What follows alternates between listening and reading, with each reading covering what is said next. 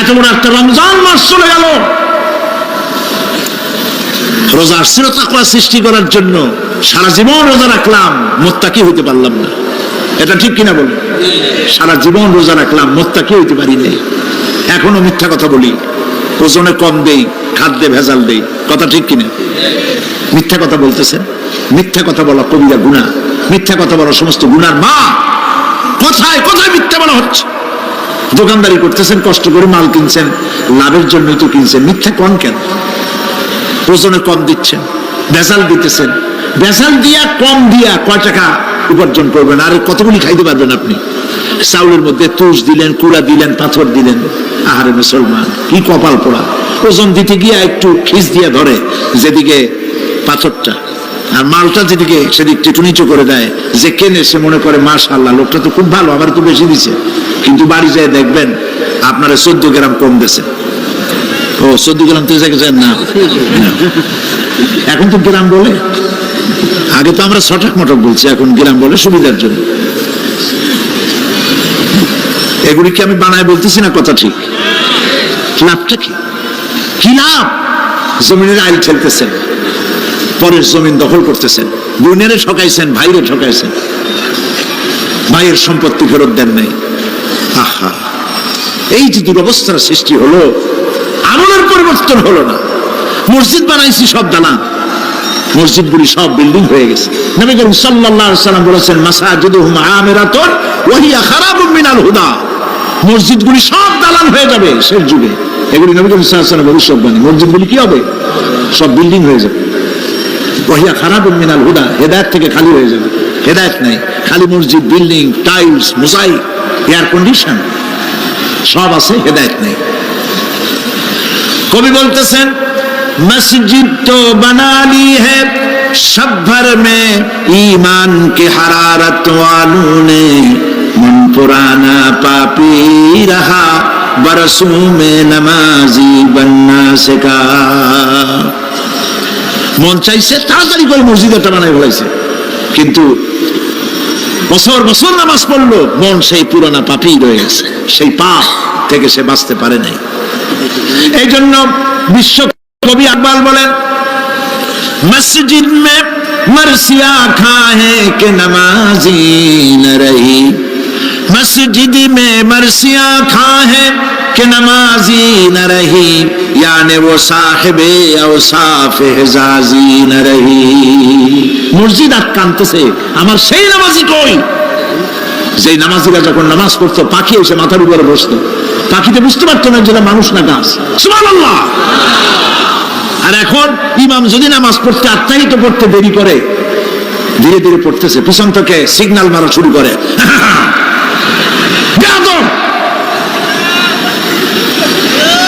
ইমাম যদি নামাজের মধ্যে, ইমামকে কখনো গলায় কাশি দিয়ে আপনি ডিকটেট করতে পারবেন না, বেয়াদবি, নামাজ নষ্ট হয়ে যাবে। অনেকে করে কিনা বল, ওর নিজেরটা শেষ হয়ে গেছে, এই জন্য ইমাম করে না কেন, সেই জন্য কাশি দেয়। এটা ফাজলামি করার জায়গা না। প্রিয় ভাই সব, সুতরাং আমল যদি ভালো না হয়, মসজিদ সুন্দর বানায় লাভ হবে না। আমল যদি ভালো না হয়, সুন্দর জামা টুপি পরে কোনো লাভ হবে না। শরীরে হয়েছে ক্যান্সার আর মাথায় মারতেছে লক্ষ্মীবিলাসের তেল, লাভ আছে? বলেন লাভ আছে? কোনো লাভ নাই। আমল পরিবর্তন, মিথ্যা ছাড়তে হবে, মিথ্যা ছাড়তে হবে। ওয়াদা করতে পারবেন যে মিথ্যা বলবো না? পারবেন? ওজনে কম দেব না, ওয়াদা করতে পারবেন? জমিনের আইল ঠেলবো না, পরের হক নষ্ট করবো না, অহংকার করবো না, পারবেন? তাহলে জান্নাতের রাস্তা ক্লিয়ার হবে, নইলে ক্লিয়ার হবে না। যে ব্যক্তি বিদ্রোহ করেছে এবং দুনিয়ার জীবনকে অগ্রাধিকার দিয়েছে, তার জায়গা হচ্ছে জাহান্নাম। জোরে বলেন নাউজুবিল্লাহ। যে ব্যক্তি আল্লাহর সঙ্গে বিদ্রোহ করেছে আর পরকালের জন্য পাথর জোগাড় করে নাই, দুনিয়াকে অগ্রাধিকার দিল, পরকালকে ভুলে গেল, তার জায়গা হলো জাহান্নাম। ওয়া আম্মা মান খাফা মাকামা রাব্বিহি ওয়া নাহান নাফসা আনিল হাওয়া ফাইন্নাল জান্নাতা হিয়াল মাওয়া।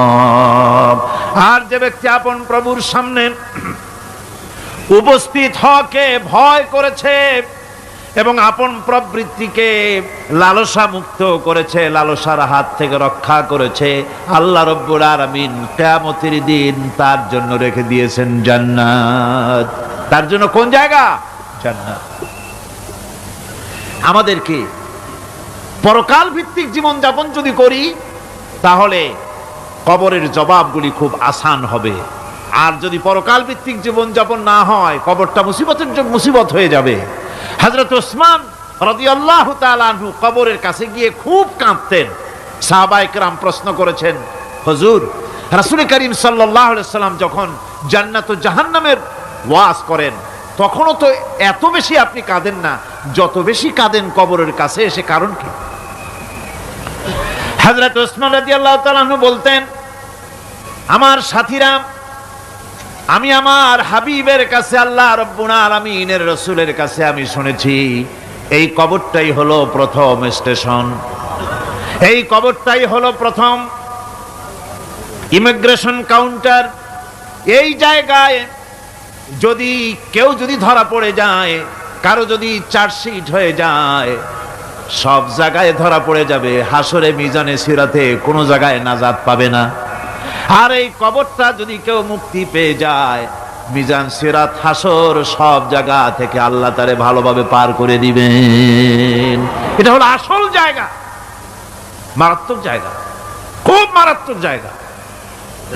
আমি এটাকে ইমিগ্রেশন কাউন্টার বলেছি আমার ভাষায়। ইমিগ্রেশন কাউন্টার যারা বিদেশ ভ্রমণ করেছেন তারা জানেন। লন্ডন যাবেন, আমেরিকা যাবেন, সৌদি আরব যাবেন, যে কোনো বিদেশে যাবেন, গেলেই পাসপোর্ট তারা দেখবে।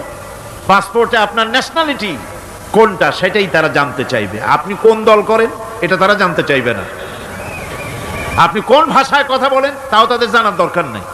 প্রথমেই তারা আপনার ন্যাশনালিটি দেখবে, আপনার আইডেন্টিটি কি তারা জানতে চাইবে।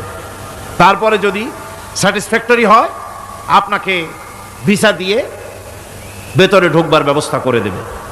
আর যদি তারা স্যাটিসফাইড না হয় তাহলে আপনাকে মেহমানখানায় ঢুকানো হবে গ্রেফতার করে। কবর হচ্ছে এ ধরনের একটি ইমিগ্রেশন কাউন্টার। কবরের ভিতরে মানুষ যখনই রাখা হবে সঙ্গে সঙ্গে দুজন ফেরেশতা আসবে। কবরের কাছে যারা এসেছিল দাফন হয়ে যাওয়ার পর এই লোকগুলি 40 কদম যেতে যতক্ষণ লাগে এর মধ্যেই দুজন ফেরেশতা এসে যাবে। এসে জিজ্ঞেস করবে, মান রব্বুকা, তুমি কোন দল করতে? ওটা তাদের জানার দরকার নাই। চাকরি কিসে করতেন ওটা জানার দরকার নাই। ব্যবসা করতেন না চাকরি করতেন প্রয়োজন নেই। প্রথমেই জিজ্ঞাসা করা হবে ন্যাশনালিটি, প্রথমেই জিজ্ঞাসা করা হবে তার ন্যাশনালিটি সম্পর্কে, তার আইডেন্টিটিটা কি, এবং সেটাকে সত্যায়িত করার জন্য, বোঝার জন্য 3টি প্রশ্ন। প্রথম প্রশ্ন, মান রব্বুকা ওয়া মা দীনুকা ওয়া মান নাবিয়্যুকা, তোমার রব কে, তোমার দিন কি, তোমার নবী কে। যদি এই ব্যক্তি বেঈমান হয়, মুনাফিক হয়, সে বলবে হায় হাতা লা আদরি, হায় হাতা লা আদরি, জানি না আমার রবকে, আমি জানি না। তোমার দিন কি, দিন কারে কয় বুঝি না। এরপরে আল্লাহর নবী জনাবে মুহাম্মদ রাসূলুল্লাহ সাল্লাল্লাহু আলাইহি ওয়াসাল্লামকে দেখানো হবে, বলা হবে মা কুনতা তাকুলু ফি হাদার রাজুল, এই ব্যক্তি সম্পর্কে তোমার ধারণা কি নিকে? বলবে আমি চিনি না। নাউযুবিল্লাহ। বাস, এরপরে তার যা হবার তাই শুরু হয়ে যাবে। আর যদি বান্দাটা মুমিন হয়, প্রশ্ন করা হবে মান রব্বুকা, জবাব দেবে রব্বি আল্লাহ, আমার রব আল্লাহ রাব্বুল আলামিন। ওয়া মা দীনুকা, দীনুনা ইসলাম, আমার দিন হচ্ছে ইসলাম। এরপরে আল্লাহর নবীকে দেখানো হবে। কয়েক রকমের বর্ণনা আছে। কোন বর্ণনায় আছে হুজুরের আকারে দেখানো হবে, অথবা রাসূলকে সরাসরি দেখানো হবে। বলা হবে মা কুনতা তাকুলু ফি হাদার রাজুল, এই লোকটি সম্পর্কে ধারণা কি?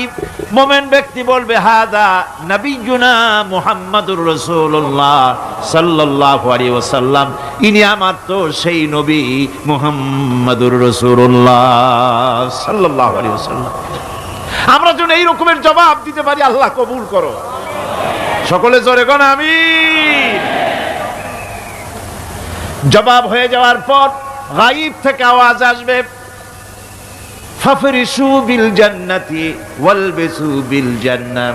ও আমার ফেরেশতারা, আমার এই বান্দাকে জান্নাতের পোশাক পরাইয়া দাও আর কবরটাকে জান্নাতের বিছানা বিছাইয়া দাও। জান্নাতের পোশাক পরাইয়া দাও, জান্নাতের বিছানা বিছাইয়া দাও। ইলা মাদ্দা বাসারিহি, তার চোখের দৃষ্টি যতদূর যায় কবরটা ততটা প্রশস্ত করে দাও। এরপর বেহেশতের পোশাক পরাইয়া বেহেশতের বিছানা বিছায়া ফেরেশতা বলবে, নম কানাউমুল উরুস, ঘুমিয়ে যাও। দুলামিয়া যেমন বাসর সজ্জায় নতুন বউ নিয়ে আরামে ঘুমায়, এরকম আরামে ঘুমায় যাও। ইলা ইয়াউমিল কিয়ামা, কিয়ামত পর্যন্ত ঘুমায় থাকো, আরামে ঘুমিয়ে থাকবে। এরপরে সিংগায় ফুৎকার হবে, সিংগার ফুৎকারের আওয়াজে তার ঘুম ভেঙে যাবে। বলবে, ইয়া ওয়াইলানা মান বা'সানা মিন মারকাদিনা, হায় আফসোস, আমার এত আরামের ঘুম থেকে কে আমাকে জাগ্রত করলো, আমার ঘুমটারে নষ্ট করলো কে? আওয়াজ আসবে, হাযা মা ওয়াদার রহমান ওয়া সাদাকাল মুরসালুন, এটা হচ্ছে রহমানের সেই ওয়াদা, আর মুরসালিনরা নবীরা সত্য কথাই বলেছিলেন, সেই কিয়ামত অনুষ্ঠিত হচ্ছে। আমার বন্ধুগণ, সেজন্য এই দুনিয়ার মোহে পড়ে থাকলে পরে দুনিয়ায় যারা অগ্রাধিকার দিবে দুনিয়াকে পরকালের তুলনায়, জবাব দিতে পারবে না কবরের ভিতরে গিয়া। আর যারা পরকালকে অগ্রাধিকার দিবে, দুনিয়ার চাইতে পরকালকে বেশি অগ্রাধিকার দেবে, আর আল্লাহর ভয় কলিজার ভিতরে রাখবে, কবরের জবাব সঠিকভাবে দিতে পারবে, কিয়ামতের দিন আল্লাহ রাব্বুল আলামিন তাদের জন্য জান্নাত দান করবেন। জোরে বলেন আমিন। দুনিয়াটা হচ্ছে দুনিয়া যেখানে আমরা আছি। আমি আগেই বলেছি, দুনিয়া হচ্ছে আদনা শব্দ থেকে এর উৎপত্তি হয়েছে, তুচ্ছ নিকৃষ্ট, এটার দাম নাই, এটার মূল্য নাই। হযরত ইবনে কাইয়িম রাহিমাহুল্লাহ, নওয়ারাল্লাহু মারকাদাহু ওয়া জাআলাল জান্নাতা মাথওয়াহু, হযরত ইবনে কাইয়িম তিনি বলছেন, সুন্দর করে বলছেন দুনিয়া সম্পর্কে, মা মাদা ফিদ দুনিয়া আহলামুন ওয়া মা বাকিয়া মিনহা আমানি ওয়াল ওয়াক্তু বাইনাহুমা দায়ুন। মা মাদা ফিদ দুনিয়া আহলামুন, জীবনের যে অংশ ফেলে এসেছি সেটা আজ একটা স্বপ্ন। ওয়া মা বাকিয়া মিনহা আমানি, আর জীবনের যে অংশ সামনে বাকি আছে সেটা এখন একটা আকাঙ্ক্ষা। ওয়াল ওয়াক্তু বাইনাহুমা দায়ুন, আর এর মাঝখান থেকে সময় সব চলে যাচ্ছে। কত বড় কথা চিন্তা করেছেন? জীবনের যে অংশ ফেলে এসেছি তা আজকে স্বপ্ন, তা আজ কি বলেন? স্বপ্ন। আর সামনে যা আছে সেটা আকাঙ্ক্ষা, আর মাঝখান থেকে সময় সব চলে যাচ্ছে। এরপরে তিনি বলছেন, وَمَنْ يَسْحَبِ الدُّنْيَا يَكُنْ مِثْلَ قَابِضٍ عَلَى الْمَاءِ خَانَتْهُ فُرُوجُ الْأَصَابِعِ। দুনিয়াদারের অবস্থা হচ্ছে এই, কেউ যদি দুই হাতে পানি খামসায় ধরে, দুই হাতে কি ধরছে বলেন? দুই হাতে পানি খামসায় ধরেছে, খুব মজবুত করে ধরেছে, 2 মুঠ পানি, বলেন থাকবে কতটুকু? কতটুকু থাকবে? 1 ফোঁটাও থাকবে না, কারণ তার আঙ্গুলের ফাঁক তার সাথে খেয়ানত করবে, আঙ্গুলের ফাঁক দিয়া পানিগুলি সব বেরিয়ে চলে যাবে। সুতরাং দুনিয়া যারা চায় তারা ঠিক পানি খামসায় ধরলে পানি যেমন হাতের ভেতর থেকে খেয়ানত করে চলে যায়, যারা দুনিয়া চায় দুনিয়াও তাদেরকে ভাবে ফাঁকি দিয়ে চলে যায়। তবুও দুনিয়ার মায়া মানুষের এত বেশি। আল্লাহর নবী বলেন, লাউ কানা লি ইবনি আদামা ওয়াদিন মিন যাহাবিন লাহাব্বা ইয়াকুনা লাহু সানিন, এই পৃথিবীতে যদি কাউকে একটা মাঠ ভরে যদি সোনা দেওয়া যায়, লোকটা বলবে, রব্বুল আলামিন, আমি যদি আরেকটা মাঠ এরকম সোনা ভরা পেতাম। দ্বিতীয় আরেকটা মাঠ দেওয়া হলে আবার বলবে, যদি তৃতীয় আরেকটা মাঠ সোনা ভরে যদি পেতাম। নবীজি বলেন, ওয়ালা ইয়ামলাউ জাওফু ইবনু আদামা ইল্লা তুরাব, মানুষের পেট 3.5 হাত মাটি ছাড়া, কবরের মাটি ছাড়া মানুষের পেট ভরবে না। আরো চাই, আরো চাই, চাওয়ার কোনো শেষ নাই। মানুষ এভাবে করে দুনিয়ার মহব্বতে এমনি পাগল হয়ে যায়, শুধু দুনিয়ার মহব্বত, পরকালকে বেমালুম ভুলে যায়। আমি কিন্তু এই কথা বুঝাতে চাই নাই যে পরকালের মহব্বতে, পরকালের ভয়তে বা পরকালের জন্য দুনিয়া আপনি বাজার ঘাট, বেচা কিনা, ব্যবসা বাণিজ্য সবকিছু ভুলে যান, না তা নয়। ভুল বোঝার কোনো কারণ নাই। পরকালকে অগ্রাধিকার দিতে হবে, মানে দুনিয়াটা চিরস্থায়ী জায়গা নয়। চিরস্থায়ী হচ্ছে কোনটা? আখিরাত। চিল্লা এখন কোনটা? সুতরাং এখানে যা করতে হবে, আখিরাতে জবাবদিহিমূলক জীবন যাপন করতে হবে। আপনি ব্যবসা করবেন, ওজনে কম দিতে পারবেন না। আপনি খাদ্যে ভেজাল দিতে পারবেন না, চুরি করতে পারবেন না, ডাকাতি করতে পারবেন না, জেনা করতে পারবেন না, বদমাশি করতে পারবেন না, মদ খেতে পারবেন না, সন্ত্রাসী হতে পারবেন না, হাইজাকার হতে পারবেন না, চাঁদাবাজ হতে পারবেন না, মুনাফাখোর হতে পারবেন না, আপনি চোরা কারবারি হতে পারবেন না, ঘুষখোর হতে পারবেন না, সুদখোর হতে পারবেন না। এই সব কাজ পরকালকে বিশ্বাস করলেই এ সমস্ত কাজ থেকে মানুষ বিরত থাকতে পারে। কথা ঠিক কিনা? এটাই হচ্ছে পথ। সুতরাং এই পৃথিবী থাকবে না, এটা কি চিরকাল থাকবে? না, এর একটা পরিসমাপ্তি ঘটবে। যেমন করে সারা বছর লেখাপড়া করার পর কলেজে, বিশ্ববিদ্যালয়, মাদ্রাসায়, হাই স্কুলে, সব জায়গায় সারা বছর লেখাপড়া করার পর যেমন পরীক্ষা দেওয়ার একটা দিন আসে, সারা বছর ব্যবসা করার পর হিসাব নিকাশ করার যেমন একটা সময় আসে, সারা মাস চাকরি করার পর বেতন পাওয়ার যেমন একটা দিন আসে, সারা জীবন চাকরি করার পর পেনশন পাওয়ার যেমন একটা সময় আসে, অনুরূপ ভাবে এই দুনিয়া যেদিন শেষ হয়ে যাবে, আল্লাহ নির্ধারিত সময় শেষ হয়ে যাওয়ার পর একটা সময় আসবে যখন আল্লাহ রব্বুল আলামিন সব শেষ করে দিবেন, লন্ড ভন্ড হয়ে যাবে, কিছুই থাকবে না। কোরআনে কারিমে আল্লাহ সব বলেছেন, কোরআনে সব আল্লাহ বলে দিয়েছেন। আল্লাহ পাক বলেন এই পৃথিবীর সব কেমন ভাবে ধ্বংস হবে তার চিত্র আল্লাহ পাক কোরআনে কারিমে তুলে ধরেছেন। ইযাস সামাউ ফাতারাত ওয়া ইযাল কাওয়াকিবু তাসারাত ওয়া ইযাল বিহারু ফুজ্জিরাত ওয়া ইযাল কুবুরু বু'সিরাত। যখন আকাশসমূহ দীর্ণ বিদীর্ণ হয়ে যাবে, তারকাগুলি বিক্ষিপ্ত হয়ে ছিটকে পড়বে, আর সমুদ্রগুলি উচ্ছ্বসিত হয়ে পড়বে, কবরগুলি সব তার ভেতরে যা আছে উদ্গীরণ করে দেবে, তারকাগুলি স্থিমিত হয়ে যাবে। এরপরে সমস্ত আকাশগুলি কাতাইয়িস সিজিল্লিল কুতুব, কিতাবের পৃষ্ঠার মতো একটার পরে একটা ঠাস ঠাস করে পড়তে থাকবে, চূর্ণ বিচূর্ণ হয়ে ভেঙে চুরে একাকার হয়ে যাবে। পাহাড়গুলিকে উড়িয়ে দেওয়া হবে, চন্দ্র এবং সূর্য একাকার হয়ে যাবে। আল্লাহ রাব্বুল আলামিন বলেন ফাইদা বারিকাল বাসার ওয়া খাসাফাল কমার ওয়া জুমিআশ শামসু ওয়াল কমর।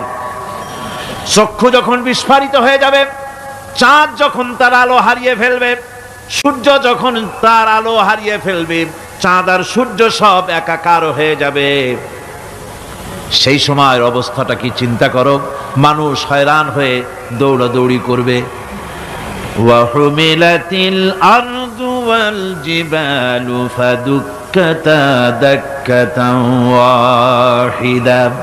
জমিন এবং পাহাড়গুলির মধ্যে আল্লাহ রাব্বুল আলামিন সংঘর্ষ বাঁধিয়ে দিবেন, পাহাড়গুলি ভেঙে চুরে টুকরা টুকরা হয়ে যাবে, পাহাড়গুলি উঁচু করে জমিনের উপরে আছাড় মেরে আল্লাহ রাব্বুল আলামিন ভেঙে চুরে চুরমার করে দিবেন।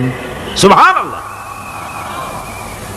ওয়া তাকুনুল জিবালু কালইহনিল মানফুস, পাহাড়গুলো পেঁজা ধোনা তুলার মতো করে উড়িয়ে দেওয়া হবে, পাহাড় উড়ে যাবে। সুবহানাল্লাহ পড়ো। পাহাড় পাথরের তৈরি করা পাহাড়, এই পাহাড়গুলি তুলার মতো হয়ে উড়বে কিভাবে? আমি এই দৃশ্য নিজের চোখে কিছুটা হলেও দেখছি। আজ থেকে 10 দিন আগে আমি ইতালি সফর করে এসেছি। ইতালির রাজধানী রোম।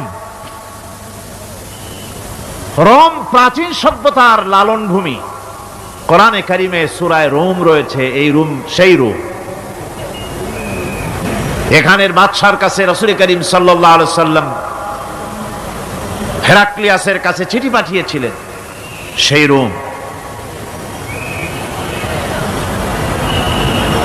12 থেকে 15,000-এর মতো বাংলাদেশি মুসলমান সেখানে আছে। জুমার দিন, যেদিন আমি গেলাম তার পরের দিনই জুমা ছিল, জুমার নামাজ পড়লাম ভ্যাটিকানের কাছেই বিশাল মসজিদ, ইউরোপের ভিতরে সবচাইতে বড় মসজিদ এটা। রোম ইসলামের দুশমনদের রাজধানী। সেইখানে যখন আযান হচ্ছে আশহাদু আন্না মুহাম্মাদার রাসূলুল্লাহ, আমার অনুভূতির কথা আপনাদেরকে বোঝাতে পারবো না, কি অনুভূতির সৃষ্টি হয়েছে আমার ভেতরে। ভ্যাটিকানের পোপ এক পাশে, কিছু দূরেই ভ্যাটিকান, ওটা হচ্ছে গোটা পৃথিবীর সমস্ত খ্রিস্টানদের কাবা, ভ্যাটিকান। তার পাশেই বিশাল মসজিদ, সেখানে নামাজ পড়লাম। চিন্তার ভেতরে আসলো আল্লাহ রাব্বুল আলামিন তার হাবিবের নাম, তার তাওহীদ, তার রিসালাতকে কিভাবে বিশ্বময় ছড়িয়ে দিলেন। আবু জাহেল চাইছিল মুহাম্মদ সাল্লাল্লাহু আলাইহি ওয়াসাল্লামকে স্তব্ধ করে দেবে মক্কার জীবনেই। কত বদনাম, সাহের, কাহেন, কাযযাব, শায়ের, নাউযুবিল্লাহি মিন যালিক, কত গালাগালি করলো।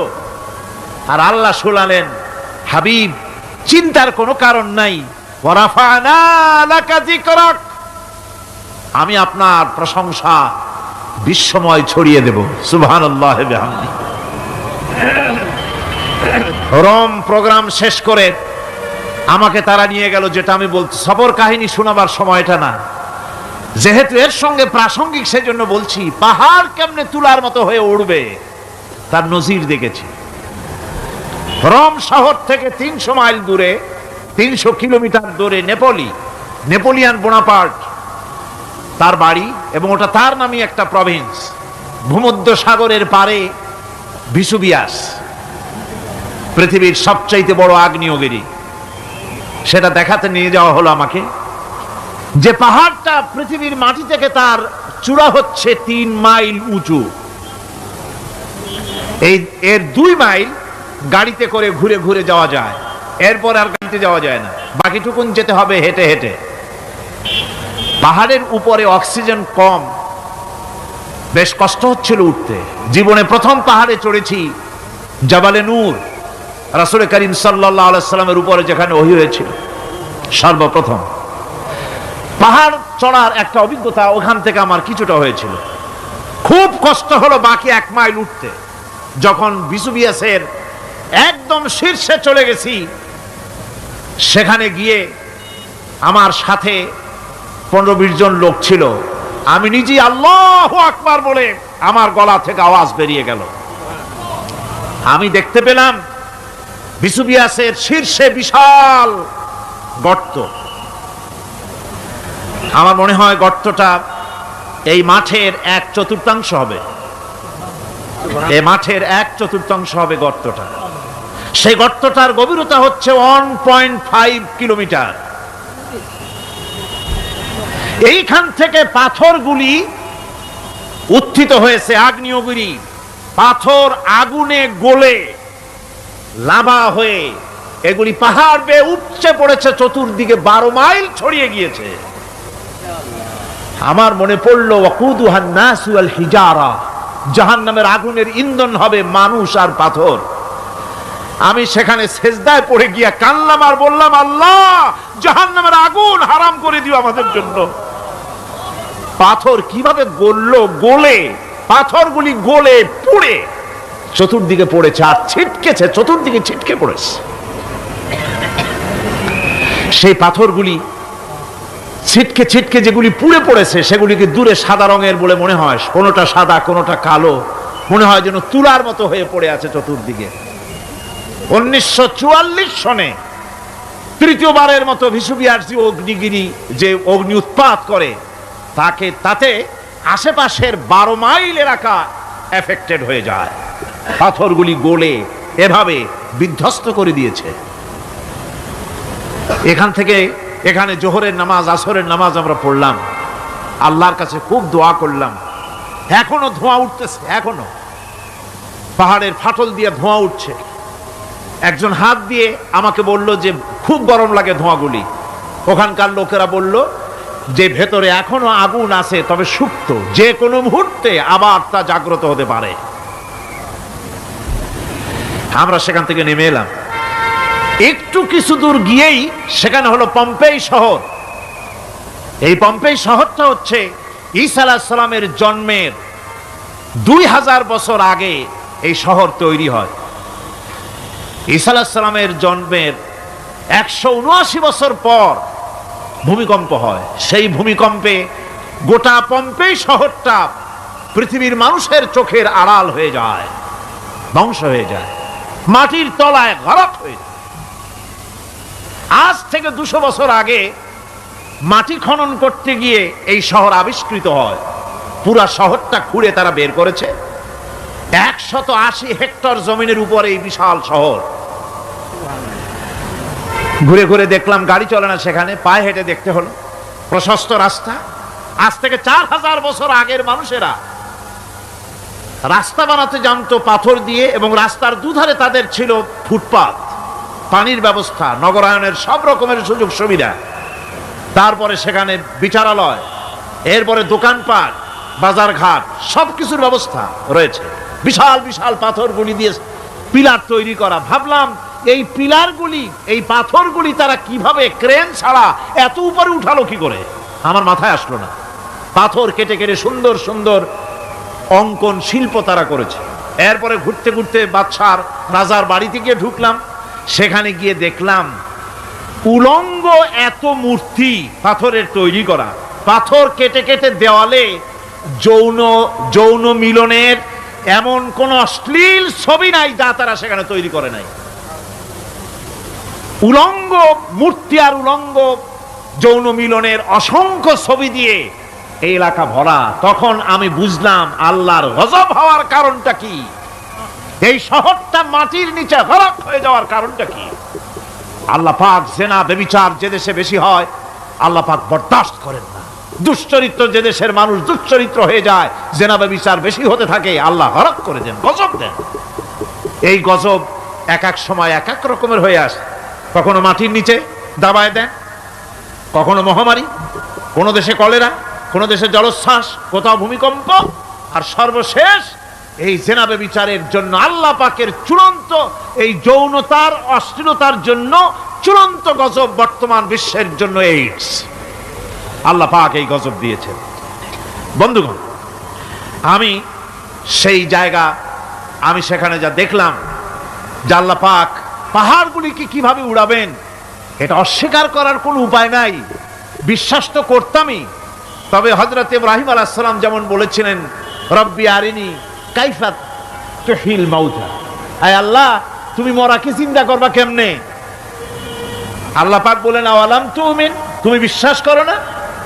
ইব্রাহিম আলাইহিস সালাম বললেন বালা, অবশ্যই বিশ্বাস করি, ওয়ালাকিন লিয়াতমাইন্না কলবি, যদি চোখে দেখতাম তাহলে আমার অন্তরাত্মা খুব ঠান্ডা হতো। আল্লাহ রাব্বুল আলামিন চোখে দেখায় দিলেন জিন্দা কেমনে মুর্দা হবে, মুর্দা কেমনে জিন্দা হবে, আল্লাহ দেখায় দিলেন। পাহাড় উড়ায় দিবেন আল্লাহ রাব্বুল আলামিন। একথা কলিজার মধ্যে এটার উপর ঈমান বিশ্বাস, কিন্তু আল্লাহ চোখে দেখাইছেন, ঈমান আরো মজবুত হয়েছে, যা ছিল আরো মজবুত হয়েছে। সুবহানাল্লাহ। আল্লাহর ভয়তে কলিজা কেঁপেছে। আমি পাহাড়ের উপরে কেঁদেছি, যার যার হয়ে কেঁদেছি। বন্ধুগণ, আল্লাহ সুবহানাহু ওয়া তাআলা এই জন্য বলেছেন কুল সিরু ফিল আরদ, আমার জমিন ঘোরো, ভালো করে দেখো, কাইফা কানা আকিবাতুল মুকাজ্জিবিন, মহাসত্যকে যারা অস্বীকার করেছে তাদের পরিণতি আমি কি করে দিয়েছি, এগুলি চোখে ভালো করে তাকায় দেখো। আমার বন্ধুগণ, সুতরাং এই পৃথিবীর অবসান হবে, এই পৃথিবী ধ্বংস হবে, এই পৃথিবী চূড়ান্তভাবে শেষ হয়ে যাবে। ও হ্যাঁ, আরেকটি কথা বলতে হয়, সেটা হচ্ছেই যে এই রোম থেকে আর একটু দূরে 900 মাইল দূরে হচ্ছে সিসিলি। 900 মাইল দূরে, সেখানে এই সিসিলি মুসলমানেরা শাসন করেছিল 350 বছর। সেই সিসিলিতে রয়েছে 360টা মসজিদ মুসলমানদের করা। সমস্ত মসজিদগুলি আজ তালা বন্ধ, একটা মসজিদও খোলা নাই। সেখানকার মুসলমানেরা ওয়াজ শুনতে এসেছিল রোমে। আমি তাদের জন্য পরামর্শ দিয়েছি যে গভর্নমেন্টের কাছে তোমরা দাবি জানাও যে অন্তত একটা মসজিদের দরজা আমাদের জন্য খুলে দাও। রোমের অবস্থানরত প্রবাসী বাংলাদেশি মুসলমানেরা আমাকে বলেছে, তাদের অনেকের বাড়ি চট্টগ্রামেও আছে, আমাকে বলেছে তাদের চোখে পানি আসছে বলার সময় যে চিরময়ের তাফসীর মাহফিল যখন আসে কলজাটা কাঁদতে থাকে যাওয়ার জন্য। তো যাওয়া তো সম্ভব না এত দূর থেকে, আমাদের সালাম বলে দিবেন যত লোক আসবে, আর আমাদের জন্য দোয়া করতে বলবেন যেন এই রোমের ভিতরে আমরা ইসলামের আদর্শের ভিত্তিতে আমরা যেন চলতে পারি। আপনারা দোয়া করুন তাদের জন্য। ভাইরা আমার, এই পৃথিবী একদিন পরিসমাপ্তি ঘটবে এবং আল্লাহর দরবারে আমাদেরকে উঠতে হবে এবং সেখানে আমাদের বিচার হবে। সেখানে আমাদের কি হবে? বিচার হবে। আল্লাহ পাক বিচারটাকে নির্ভুল করার জন্য, সঠিক করার জন্য প্রত্যেকের গলায় আমলনামা ঝুলায় রাখছেন। এখানে রেকর্ডের ব্যবস্থা করা হয়েছে। আল্লাহ পাক বলছেন, ওয়া কুল্লা ইনসানিন আলজামনাহু তাইরাহু ফি উনুকিহি ওয়া নুখরিজু লাহু ইয়াওমাল কিয়ামাতি কিতাবান ইয়ালকাহু মানশুরা। আল্লাহ পাক বলেন, প্রত্যেকের ভালো মন্দ কর্মফল, কর্মলিপি আমি তার গলায় ঝুলায় রেখেছি। কিয়ামতের দিন সে নিজের কাছে স্পষ্ট সব দেখতে পারবে, কোনো জিনিস বাদ পড়বে না। তার গলায় তার আমলনামা ঝুলানো আছে, সব রেকর্ড হতেছে। আমরা যা করছি সবগুলি রেকর্ড হয়ে যাচ্ছে। বর্তমান বিজ্ঞানীরা আবিষ্কার করেছে যে মানুষের শরীরের ভিতরে ডিএনএ আছে, রক্তের ভিতরে ডিএনএ। এটা একটা কোড। মানুষের রক্তের ভিতরে ডিএনএ আছে। যেমন তার ব্রেনের ভিতরে কতগুলি কোষ আছে, এক একটা কোষ এক এক ধরনের কাজ করে, অনুরূপভাবে তার শরীরের ভিতরে রক্তের ভিতরে ডিএনএ আছে। এই ডিএনএটা কি? এই ডিএনএটা হচ্ছে, এই ডিএনএ একটা কম্পিউটারের মতো কাজ করতেছে। লোকটা কি করবে, কোথায় যাবে, সে ভালো হবে মন্দ হবে কি হবে, সব তার ডিএনএর মধ্যে রেকর্ডকৃত আছে। এটা বোঝার জন্য একটা সুন্দর দৃষ্টান্ত দেওয়া যায়। যেমন এই কাগজটাকে আপনারা মনে করুন একটা গাড়ির একটা ব্লুপ্রিন্ট, একটা গাড়ির ব্লুপ্রিন্ট। এখানে লেখা আছে গাড়ি কিভাবে তৈরি হবে। এই কাগজটা নিয়ে ঘরের মধ্যে রেখে দিলেন। এখন এই কাগজটা থেকেই অটোমেটিক গাড়ির উইন্ডো তৈরি হলো, শিল তৈরি হলো, গাড়ির বডি তৈরি হলো, চেসিস তৈরি হলো, টায়ার তৈরি হলো, ইঞ্জিন তৈরি হলো, ব্যাটারি তৈরি হলো, পেট্রোল নিল, আর কোনো রকমের ড্রাইভার ছাড়াই গাড়ি চলতে আরম্ভ করলো। এই কথাটা যদি মনের মাথার মধ্যে আনতে পারেন যে এটা কিভাবে হইতে পারে, এতে লেখা অনুযায়ী যেভাবে হওয়া যদি সম্ভব হয়, অনুরূপভাবে মানুষের রক্তের ভিতরে ডিএনএ এরা আবিষ্কার করেছে। এর ভিতরে মানুষের ভালো মন্দ, কোথায় যাবে কি করবে, সব কিছু এর মধ্যে রয়েছে। কোরআনে কারিমে আল্লাহ রাব্বুল আলামিন, আমি গত বছরও বলছিলাম যে বিজ্ঞানের আবিষ্কার যত বাড়বে কোরআন বোঝা মানুষের জন্য তত সহজ হবে। কোন সুবহানাল্লাহ। কোরআন বোঝা মানুষের জন্য তত সহজ হবে। সুতরাং মানুষের গলার সাথে আল্লাহ পাক বলছেন যে একটা আমলনামা আমি ঝুলাই দিয়েছি তার গলার সাথে। সে যা করতেছে ওখানে সব লিপিবদ্ধ হচ্ছে, কম্পিউটারাইজড, কম্পিউটারের মতো এগুলি সব গ্রহণ করতেছে। এগুলি কিয়ামতের দিন তার সামনে হাজির করা হবে। কিয়ামতে যখন আমলনামা তার সামনে দিয়ে বলা হবে, ইকরা কিতাবাকা কাফা বিনাফসিকাল ইয়াওমা আলাইকা হাসিবা, তাকে বলা হবে নিজের কর্মলিপি নিজেই পড়ো, আজ তুমি তোমার নিজের হিসাব নিতে যথেষ্ট। বন্ধুগণ, এই মাহফিলে যত লোক আমরা বসে আছি, আমরা আমাদের হিসাব নিতে যথেষ্ট না আরেকজন লাগবে? কোন আমরা যথেষ্ট কি না? কথা বোঝেন নাই। আমি বলতে চেয়েছি এটা, আমরা যদি এখন চোখ বুঝে চিন্তা করি যে পিছনের জীবনে কি করেছি, মনে পড়বে নাকি পড়বে না? বলেন সবাই, পড়বে কি পড়বে না? ছোটবেলায় কবে পায়ের নিচে কাটা ফুটেছিল, কবে কোথায় আছাড় খেয়েছিলেন, কবে কার বেল, তাল, আম, কাঁচা আম চুরি করে খেতে গিয়ে কিল খেয়েছিলেন, তাড়া খেয়েছিলেন, তাকে এখন মনে নাই? আছে। তাহলে কিল, ওই তাল বেল চুরি করতে গিয়া যে কিলটা খাইছিলেন সেটাও মনে আছে, ভালো মন্দ সব মনে আছে। তাহলে কোন হোটেলের রুমে কি করছিলেন, কোন স্কুলে কোন কলেজে কি করছিলেন, তারপরে জীবনে ছোট বড় ঘটনাগুলি সব বুঝতে মনে পড়বে না? এবার হিসাব করেন, মনে যদি পড়ে এবার হিসাব করেন আপনি জান্নাতি না জাহান্নামী। আপনি আপনার নিজের হিসাব নেওয়ার জন্য যথেষ্ট। তাকে হিসাব করতে বলা হবে, তোমার হিসাব, তোমার নিজের হিসাব নেওয়ার জন্য তুমি যথেষ্ট, তোমার হিসাব তুমি নিজেই করো, এটা পড়ো। আর সেই কিয়ামতের দিন কোনো সাহায্যকারী মিলবে না। লান তানফাকুম আরহামুকুম ওয়ালা আওলাদুকুম ইয়াউমাল কিয়ামাহ। লান তানফাকুম, কিয়ামতের দিন কোনো ফায়দা হবে না, অবশ্যই কোনো ফায়দা হবে না, কোনো উপকারে আসবে না। কিয়ামতের দিন তোমার সন্তান, তোমার স্ত্রী, তোমার মাল, তোমার সম্পদ কোনো উপকারে আসবে না কিয়ামতের ময়দানে। সেদিন সব তোমার সাথে বিচ্ছেদ করবে, সব পালায় যাবে। সেখানে উৎকোষেরও কোনো কারবার নাই যে ঘুষ টুস দিয়া, ফেরেশতাদের কোনো রকম বুঝবাজ দিয়া, আলাদা কোনো চোরাগলি পথ দিয়া একেবারে ফুট করে ভেসতে চলে যাবেন, এমন কোনো সুযোগ নাই। অনেকে বলে হুজুর এমন কিছু দোয়া শিখায় দেন যাতে ওই সব জেহাদ বোমা এগুলি খুব ভয় পাই, ও সব রাস্তা টাস্তা না, খুব সহজে কিছু দোয়া দুরুদ করিয়া আস্তে করে জান্নাতে চলে যাওয়া যায়, এরকম একটা দোয়া, এরকম একটা পথ বলে দেন। আমি বলি ভাই, এরকমের কোন চোরাগলি আমার রাসূল আবিষ্কার করতে পারেন নাই। আল্লাহর পয়গম্বরের ওই ধরনের কোন পথ আবিষ্কার করতে পারেন নাই। সেখানে কিয়ামতের দিন কাউকে উৎকোষ গ্রহণ করার কেউ নাই, উৎকোষ দেওয়া যাবে না। আর উৎকোষ দিবি না কি, আপনার কাছে কিছু নাইও, থাকলেও নেওয়ার কেউ নাই। এই দুনিয়ায় ফাঁকিবাজি করে বহুত কিছু করা যায়, কিন্তু কিয়ামতের মাঠে এগুলি কিছুই চলবে না।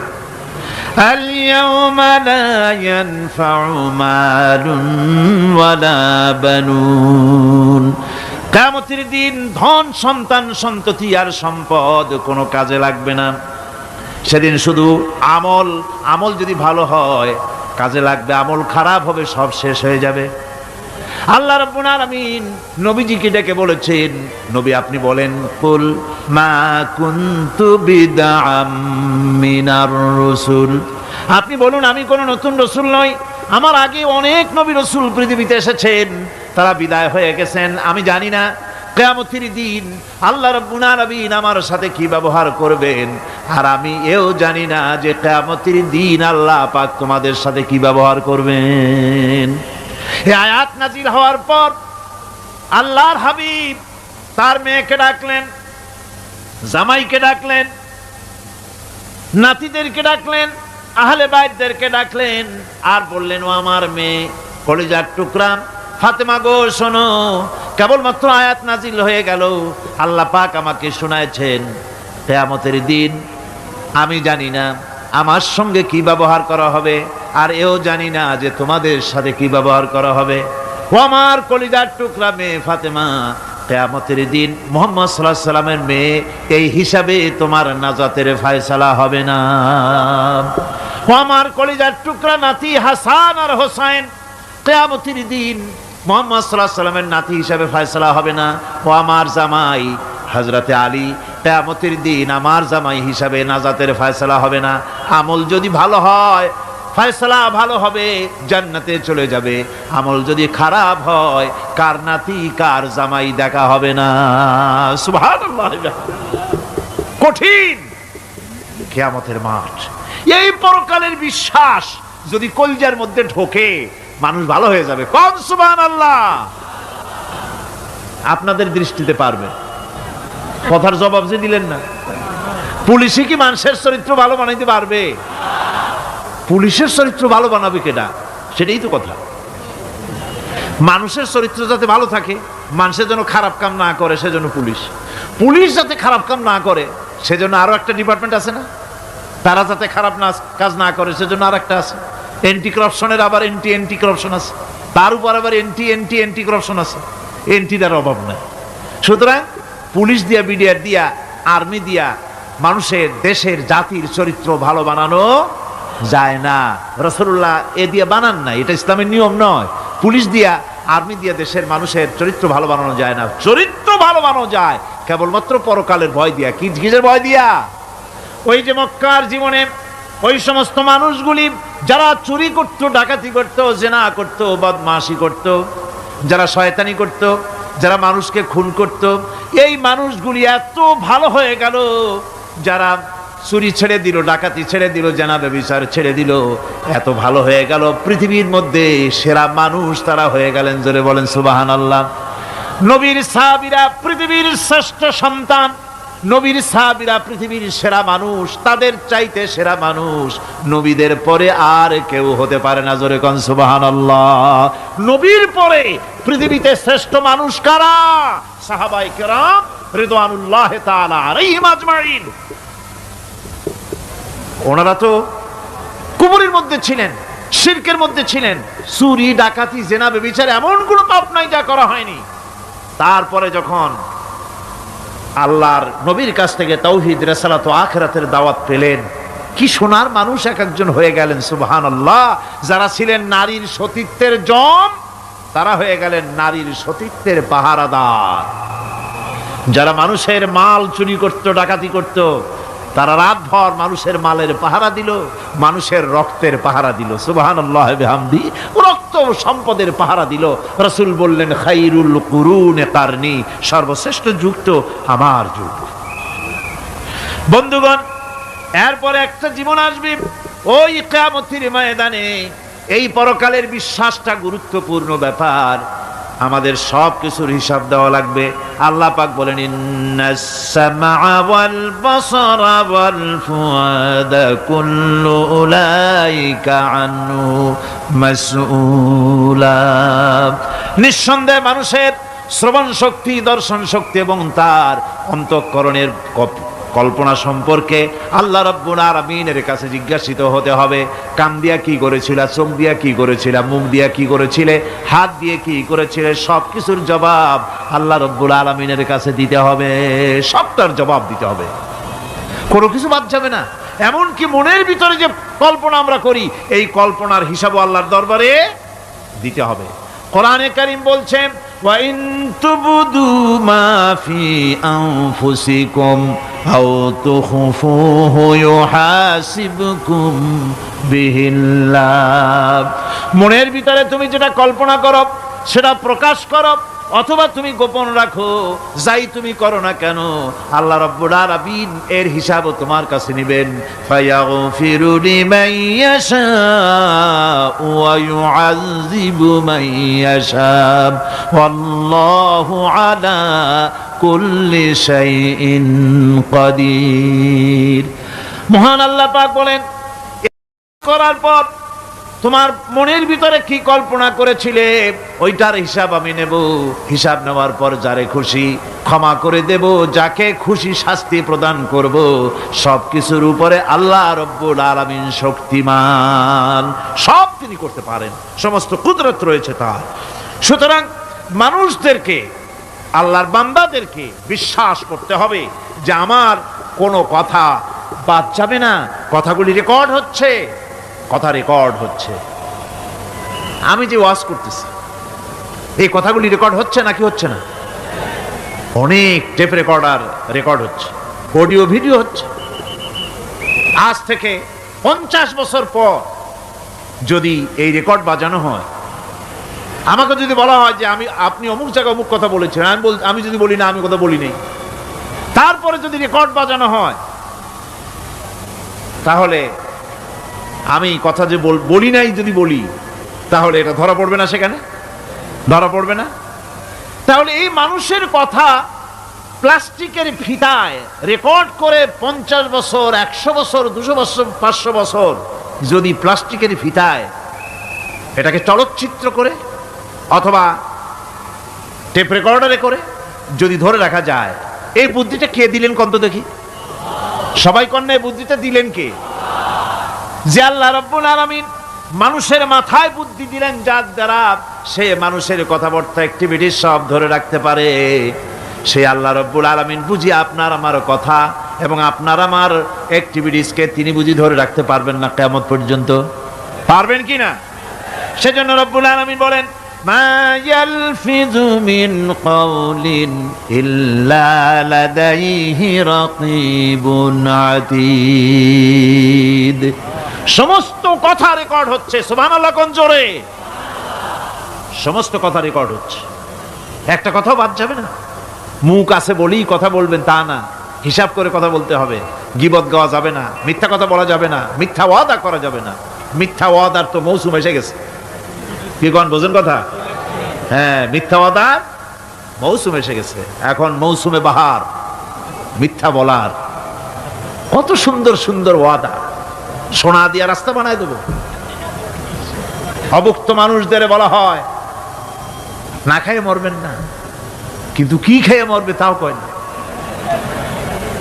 আমরা যদি যাইতে পারি তাহলে মটকির মতো রসগোল্লা বানায় দেব, গরুর গাড়ির চাকার মতো জিলাপি বানায় দেব। খাইতে গিয়ে হা করে শীত হয়ে থাকবে। কত রঙিন রঙিন কথা। মিথ্যা ওয়াদার সময় এসে গেছে। ভাইরা আমার, পরকাল যদি বিশ্বাস করে সেই ব্যক্তি কিছুতেই মুখ আছে বলেই যা খুশি বলবে না, পরনিন্দা করবে না, পরচর্চা করবে না, হাত আছে বলেই যা তা লিখবে না। ঘটনা হইল একটা, লিখলো আর একটা। কলম একটা আছে বলেই যা খুশি তা লেখা যায় না, মুখ আছে বলেই যা খুশি তা বলা যায় না, চোখ আছে বলেই যা খুশি তা দেখা যায় না। গরু খাওয়া জায়েজ করা হয়েছে বলে গরুর লেজ থেকে মাথা পর্যন্ত পাইকারি দরে সব খাওয়া যায় না। গরু খাওয়া হারাম না হালাল? হালাল। পাইকারি দরে লেজ থেকে মাথা পর্যন্ত সব খাওয়া হালাল না। ওর মধ্যে আল্লাহ কিছু হারাম রেখে দিছে, সেগুলোকে বাইসে খাইতে হবে। আল্লাহ দেখতে চান পাইকারি দরে জমের খাওয়া খাও না আমার হারামগুলি বাদ দিয়া খাও, নিষেধ করাগুলি বাদ দিয়া খাও। মুখ আছে বলেই যা খুশি তা বলা যাবে না, কান আছে বলেই যা খুশি তা শোনা যাবে না, চোখ আছে বলেই যা খুশি তা দেখা যাবে না, হাত পা আছে বলেই যা খুশি তা করা যাবে না। সবটার পেছনে আল্লাহ রাব্বুল আলামিনকে ভয় করা লাগবে। মহান আল্লাহ রাব্বুল আলামিন বলে, বান্দারে তোমার সমস্ত কার্যাবলী এমনকি তোমার চাহনিটা পর্যন্ত কার দিকে কি নিয়তে তাকায়ছো কেউ জানে না, আমি আল্লাহ রাব্বুল আলামিন জানি। وَيَعْلَمُ خَائِنَةَ الْأَعْيُنِ وَمَا تُخْفِي الصُّدُورُ। তোমার অন্তঃকরণ কি জিনিস গোপন করে আর তোমার চক্ষু কি লুকোচুরি খেলে আমি টের পাই। সুবহানাল্লাহ বিহামদি। চশমার ফাঁক দিয়া কি দেখো, কারে দেখো, কি নজরে দেখো, সানগ্লাস পরিয়া কেউ ঠিক পায় না, আমি ঠিক পাই। সুবহানাল্লাহ, জোরে কান সুবহানাল্লাহ। সুতরাং চোখের নজরের হিসাব হবে, হাতের কাজের হিসাব হবে, পায়ের চলার হিসাব হবে, আপনার বলার হিসাব হবে, মুখে যা বলেছেন, যা করেছেন, হাত পাও দিয়ে যা করেছেন সবকিছুর হিসাব হবে কিয়ামতের দিন। আল্লাহর দরবারে সবকিছু উপস্থিত হবে, কোনো জিনিস বাদ পড়বে না।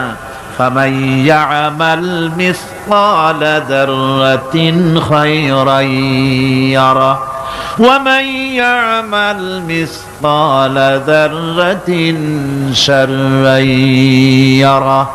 ছোট্ট একটা ভালো কাজ যদি করো তাও হাজির করা হবে সামান্যতম ভালো কাজও তোমার বাদ পড়বে না। আর ক্ষুদ্রতম কোনো খারাপ কাজ করলে তাও উপস্থিত করা হবে, সব তোমার সামনে, কোনো জিনিস বাদ পড়বে না, সব দেখতে পাবে কিয়ামতের দিন। ভালো কাজটাও আর খারাপ কাজটাও আল্লাহর কাছে সেদিন আল্লাহ পাক মানুষের সামনে উপস্থিত করে দিবেন। আল্লাহ পাক বলছেন সেদিন এই জমিন তার ভিতরে যা লুক্কায়িত ছিল জমিন সব বের করে দেবে। কাআন্নাহুম জারাদুম মুনতাশির। টিড্ডি, ফড়িংগুলি, পোকাগুলি মাটির থেকে যেমন বেরোয়, এ মাটির ভিতরে যা আছে কিয়ামতের দিন সব মাটি বের করে দেবে। ইযা যুলজিলাতিল আরদু জিলজালাহা ওয়া আখরাজাতিল আরদু আসকালাহা ওয়া ক্বালাল ইনসানু মা লাহা। এ জমিনকে ঝাঁকি মারা হবে প্রবল এক ঝাঁকুনি, প্রবল এক ঝাঁকুনিতে এই পৃথিবীর মধ্যে যা কিছু আছে সব বেরিয়ে যাবে। সুবহানাল্লাহ কইতে ইচ্ছা করে না মিয়ারা? এক ঝাঁকুনিতে পৃথিবী সব বের করে দেবে। মানুষ হয়রান হয়ে বলবে কি হয়েছে, এ মাটির হলোটা কি? আমার বন্ধুগণ, মানুষ হয়রান হয়ে গিয়ে বলবে মাটির কি হলো? আল্লাহ রাব্বুল আলামিন বলেন ইয়াউমাইযিন তুহাদ্দিসু আখবারাহা বিআন্না রাব্বাকা আওহালাহা। জমিনের উপরে যা ঘটেছে জমিন তা সব বের করে দেবে, সব প্রকাশ করে দেবে। আর এটা এই জন্য হবে যেহেতু তার রবের হুকুম হয়েছে, তার রব হুকুম করেছে বের করে দে। জমিনের ভিতরে আছে যা সব বেরিয়ে যাবে, আকাশ ভেঙে পড়বে, পাহাড় উড়ে যাবে, জমিনের ভিতরে যা আছে সব উপরে চলে আসবে, পৃথিবীতে সব শেষ, কিচ্ছু নাই, আকাশ নাই, পাহাড় নাই, সমুদ্র নাই, সব একাকার, চন্দ্র নাই, সূর্য নাই, তারকা নাই, গ্যালাক্সি নাই, মহাশূন্য নাই, সব শেষ। আল্লাহ রাব্বুল আলামিন সমস্ত ফেরেশতাদেরকে শেষ করে দিবেন, সকলের মওত হয়ে যাবে, কেউ আর থাকবে না। এমনকি হযরতে আজরাইল মালাকুল মউত তিনিও থাকবেন না, সব আল্লাহ রাব্বুল আলামিন মৃত্যু করে দিবেন। এরপরে আল্লাহ রাব্বুল আলামিন একা তিনি বলবেন ইয়া দুনিয়া, ইয়া দুনিয়া আইনা আনহারুকি, এ পৃথিবী তোর সেই সমুদ্রগুলি কোথায়, নদীগুলি কোথায়? ইয়া দুনিয়া আইনা আশজারুকি, হে দুনিয়া তোমার গাছগুলি কোথায়? এত বন বনানি, এত গাছ ছিল। ইয়া দুনিয়া আইনা জিবালুকি, হে পৃথিবী তোর জমিনে যত পাহাড় ছিল পাহাড়গুলি কই? যত স্বৈরাচার ছিল জমিনের উপরে, যারা স্বৈরাচারী মনোবৃত্তি নিয়ে মানুষ ধ্বংস করেছে, দেশ ধ্বংস করেছে, মায়ের বুক খালি করেছে, ওই স্বৈরাচারগুলি কই? কোনো জবাব নাই। আল্লাহ পাকের পরে বলবেন লিমানিল মুলকুল ইয়াউম, কার রাজত্ব? আজকে রাজত্বটা কার? আল্লাহ তিনবার আওয়াজ দিবেন, আজকে রাজত্ব কার? আল্লাহ পাক যখন তিনবার করে ডাক দিবেন, কোনো জবাব নাই, কোনো জবাব নাই। কে জবাব দেবে? আল্লাহ রাব্বুল আলামিনের সামনে কার ক্ষমতা আছে কথা বলার? কেউ তো নাই, সব শেষ। আল্লাহ পাক বলবেন লিল্লাহিল ওয়াহিদুল কাহ্হার, একমাত্র পরাক্রমশালী আল্লাহ রাব্বুল আলামিনের রাজত্ব আজ। সে হাসরের মাঠে আমাদের সকলকে উপস্থিত হয়ে যেতে হবে। কেউ আমরা এখান থেকে বাঁচতে পারবো না, সবাইকে উঠতে হবে। অপরাধীরা সেখানে অসহায় হয়ে যাবে, অপরাধীরা অসহায় হয়ে যাবে। আল্লাহ পাক বলেন ফাইদা জাআতিস সাখাতু ইয়াওমা ইয়াফিরুল মারউ মিন আখিহি ওয়া উম্মিহি ওয়া আবিহি ওয়া সাহিবাতিহি ওয়া বানিহি, অবশেষে যখন কান ফাটানো আওয়াজ আসবে, এই আওয়াজ সেদিন মানুষ নিজের মা বাপ ভাই বোন সব থেকে বিচ্ছিন্ন হয়ে যাবে, সব একের থেকে আরেকজন পালায় যাবে, হারায় যাবে, কেউ কাউকে আর খুঁজে পাবে না। সেদিন ওই কিয়ামতের মাঠে বিভীষিকাময় দৃশ্য, মানুষ হয়রান হয়ে যাবে। মাথার এক হাত অথবা অর্ধ মাইল অথবা এক বিগত এতটুকুন উপরে ওই প্রকাণ্ড সূর্যটার তাপ আসবে, গুনাহগারের মাথার চান্দি ফেটে গিয়া মগজগুলি গলে গলে নাক কান দিয়ে বেয়ে পড়তে লাগবে, জিহ্বাটা কুকুরের মতো ঝুলে নাভিস্থল পর্যন্ত পড়ে যাবে, মাটিটা সূর্যের উত্তাপে তামার মতো গরম হয়ে যাবে, সারা হাসর জুড়ে আওয়াজ হবে পানি পানি পানি। মানুষেরা হয়রান হয়ে যাবে সে হাসরের ময়দানে। এই চরম কষ্টের ভিতরে আল্লাহ রাব্বুল আলামিন বলেন সেদিন দুটো ভাগ হয়ে যাবে, একদল মানুষের চেহারা আলোয় ঝলমল হয়ে যাবে, আর একদল মানুষের চেহারাগুলি কালো হয়ে যাবে। উজুহু ইয়াউমাইদিন মুসফিরাতুন দাহিকাতুন মুস্তাবশিরা ওয়া উজুহু ইয়াউমাইদিন আলাইহা গাবারা।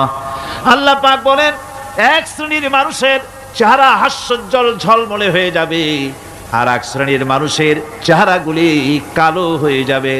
তারহাকুহা কাতারা উলাইকা হুমুল কাফারাতুল ফাজারা। হাস্যোজ্জ্বল, স্বচ্ছন্দপূর্ণ, সুন্দর, উজ্জ্বল ঝলমলে চেহারা হবে ঈমান আনার কারণে, পরকালকে বিশ্বাস করার কারণে, আল্লাহ এবং রসুলের কথা অনুযায়ী জীবনযাপনের কারণে চেহারাটা উজ্জ্বল হয়ে যাবে। আর আল্লাহর নাফরমানি, রসুলের নাফরমানি, পরকালকে অস্বীকার করার কারণে কাফেরগুলির চেহারা, মুনাফিকগুলির চেহারা কালো হয়ে যাবে। তাদেরকে আলাদা করে দেওয়া হবে। আমতাজুল ইয়াওমা আইয়ুহাল মুজরিমুন, মুজরিমদেরকে আলাদা করে দেওয়া হবে, দুইটা ভাগ হয়ে যাবে। এই চরম অবস্থা সৃষ্টি হবে কিয়ামতের ময়দানে। সেদিন রাসূল করিম সাল্লাল্লাহু আলাইহি ওয়াসাল্লাম উম্মতের জন্য সুপারিশ করবেন। সেই সুপারিশ যেন আমাদের করতে পারেন, সেজন্য আমাদেরকে তৈরি করতে হবে, সে ধরনের যোগ্য আমাদেরকে বানাতে হবে। বন্ধুগণ, এই পরকালীন জীবন, এর সম্ভাবনা, এটা যে হবে এবং সেই পরকালে আমাদের সকলকে যে উঠতে হবে, কিয়ামতে আল্লাহর কাছে জীবনের সব কিছুর জবাবদিহি করতে হবে, এই ভীতি সৃষ্টি করতে চায় আল্লাহ পাক মানুষের ভেতরে। আল্লাহ পাকের চাইতে মানুষের কল্যাণকামী আর কেউ আছে? চিল্লায় কোন আল্লাহর চাইতে, বিশ্ববাসীর সৃষ্টি জগতের কল্যাণকামী আল্লাহর চাইতে, রাসূলের চাইতে বেশি কেউ কি আছে? সে আল্লাহ পাক সব বলে দিলেন, ওপেন সিক্রেট করে দিলেন, সব গোপন ফাঁস করে দিলেন। কেমনে বিচার হবে, কেমনে কিয়ামত অনুষ্ঠিত হবে, কেমনে কি হবে, সব খুলে খুলে আল্লাহ পাক বলে দিলেন আমাদেরকে ভালো হওয়ার জন্য।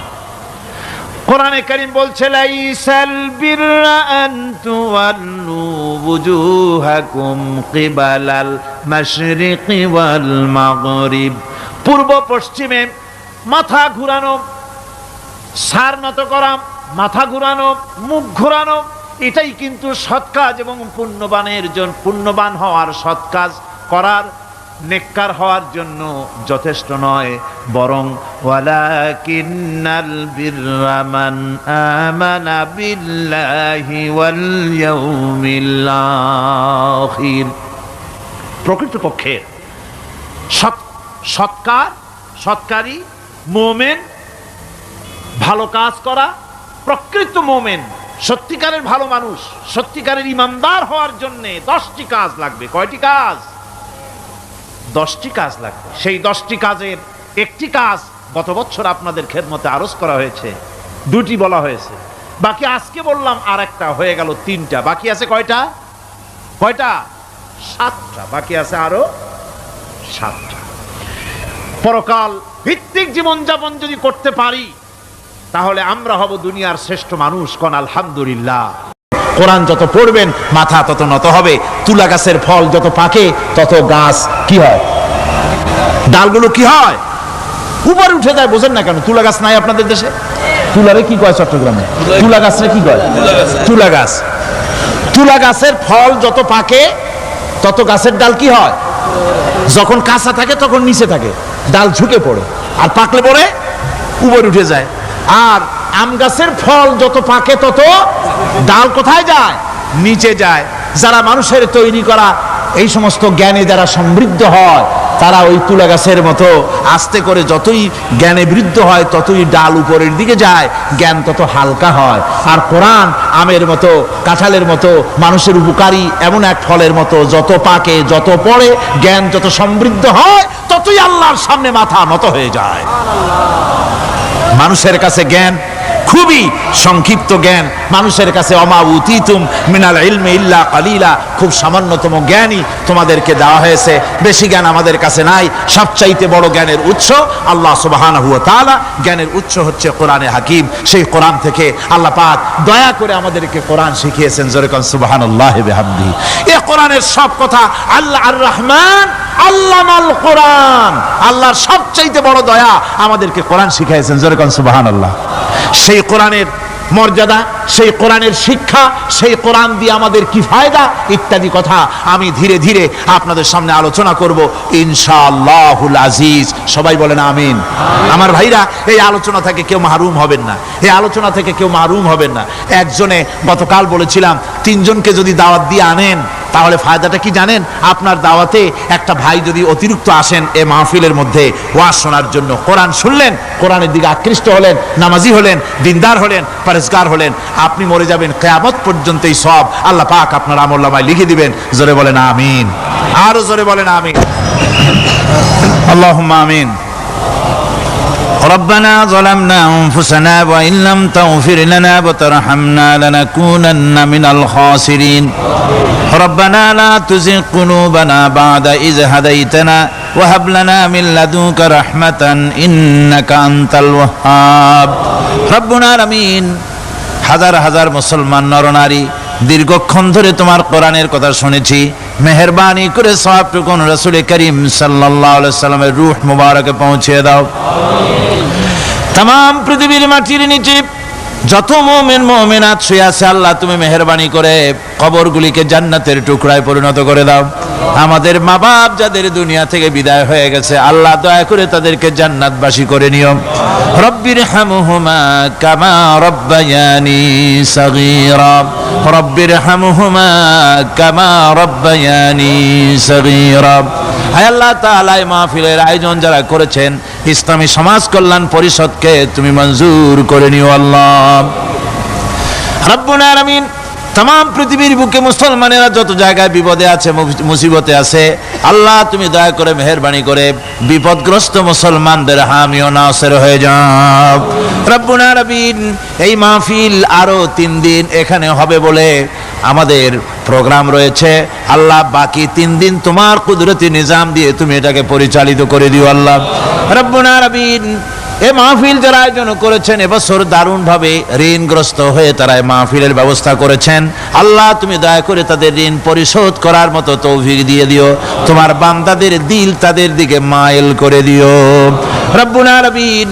এই মাহফিলের যিনি মুরব্বী হযরত মাওলানা শামসুদ্দিন সাহেবের জন্য গতকাল দোয়া করেছি, আজও করছি, গত বছরও করেছি।